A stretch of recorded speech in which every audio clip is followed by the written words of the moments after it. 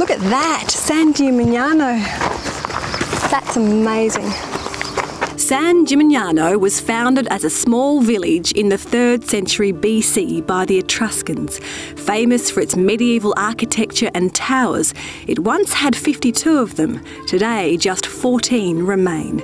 Built on a hill as a sign of power, you can't miss them, and the view from up here is spectacular. It's much more beautiful than what I thought it would be, and I don't really know why I think that. It's just endless. And the colours, it's really like a painting. In the Middle Ages, the town became a stopping port for Catholic pilgrims on their way to Rome and the Vatican. The city continued to develop with the trade of agricultural products from the fertile neighbouring hills. Walking through the old communes, it feels like nothing has really changed. Look at this. People used to gather, the coat of arms.